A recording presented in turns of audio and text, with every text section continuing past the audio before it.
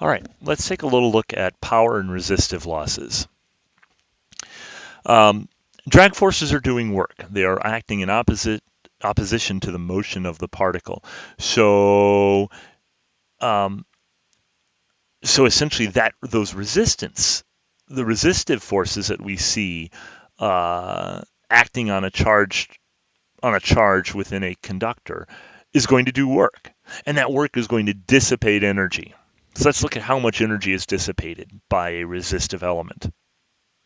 All right, so we know that power is the amount of work done per unit time, which we can describe as delta U over delta T, some amount of energy per unit time. The change in potential looks like we can relate to the change in potential energy, we can relate to the change in potential. So we can write that Q delta V, or we can write the power as Q delta V over delta T. And we just do a little bit of a rearranging game here. Q over delta T times delta V, and Q over delta T, of course, is current I. And then we can use Ohm's law and rewrite that. Now note, this statement, this equation 11, is always true. We can then use Ohm's law, not Ohm's, and rewrite that for resistive loads. So we can write I delta V, or we can write I squared R, or we can write delta V squared over R. And sometimes you might want to use one versus the other.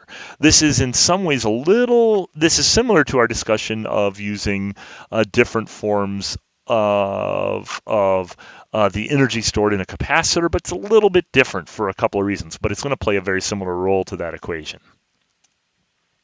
All right, so let's take a look here at a simple example. We've got a 40-watt headlight on a car that's designed to be operated at a 12-volt potential difference. What's the resistance of the headlight? How much current will it draw? All right, the automobile's 40-watt headlight is designed to be operated, I already read that. We can use one of the forms of power dissipation that's shown back in equation 12. So I'm going to choose a delta V squared over R because we know the potential difference, delta V, is 12 volts. And we want to determine the resistance. We know the power, 40 watts. So if I rearrange this for the resistance, I find that the resistance is equal to delta V squared over P. So I have a potential difference of 12 volts squared is 144 volts squared divided by 40 watts, and that gives me about 3.6 ohms. So that light bulb, that headlight, has a resistance of about 3.6 ohms.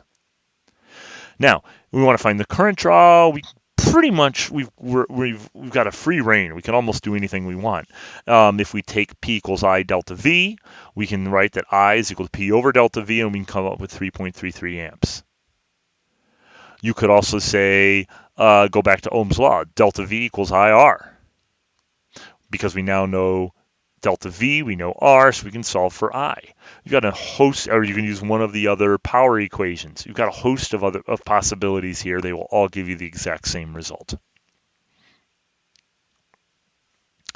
Now, when we look at power loss over conductors, particularly over transmission lines, we usually use the I squared R relationship, because the load at some, that we're supplying energy to is going to draw a certain amount of current. So all of that current is going to flow through the wire.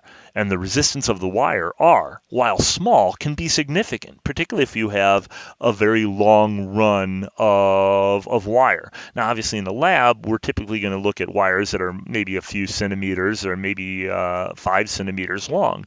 But if we look at transmission lines, if we look at power transmission lines in a house, you're looking at things that are many meters long or tens of meters long. And certainly if we look at power transmission lines from a power plant to a consumer, that is immensely long, kilometers or tens of kilometers or hundreds of kilometers long. So the way that we diminish those power losses due to the wire itself is by using larger and larger diameter of wire. We decrease the R by increasing the diameter. So go back and take a look at that resistivity discussion in the previous lecture. As the length of the wire increases, so the resistance of the wire increases. But as the cross-sectional area increases, the resistance decreases. So at say for home wiring, where the potential difference is about 120 volts, we see that different sized wire is rated at different current loads. So a 14 gauge wire can safely carry up to 20 amps without danger of overheating due to those resistive losses, because all these resistive losses are being dissipated in as thermal motion. It's causing the wire to heat up. And the bigger we go from a 14 gauge wire to an 8 gauge wire to a 2 gauge wire, the more current we can carry. And so when we look at power lines that are carrying current over a very, very large distance, those wires typically are exceedingly big. Now you'll note as well, some of our conductors, and you may have noticed this otherwise, some conductors tend to be a single conductor, while others tend to be braided together. The overall effect is the difference between these is a fairly small difference, but we'll note a few things. The reason we typically use braided wire is that it's more flexible and less prone to damage. Single conductor is not as easily bent, particularly when it's in a large radius package.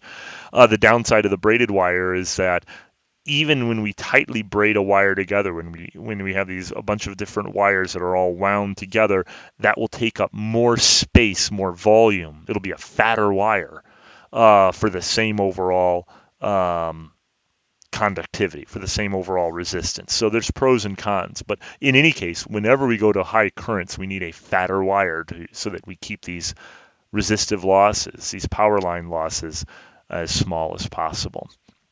And in fact, you may see marketed cable that's called monster cable for home stereo systems that uses a very large cable to decrease the resistive losses as the signal is carried from the stereo receiver to a speaker, which may be several meters away. For the most part, this is really not a problem. I mean, resistive losses are really not a problem, and it's more of a gimmick to sell you more expensive cable than anything else. But certainly, from a idealistic perspective, that larger cable will have smaller resistive losses. Most people aren't going to notice a difference.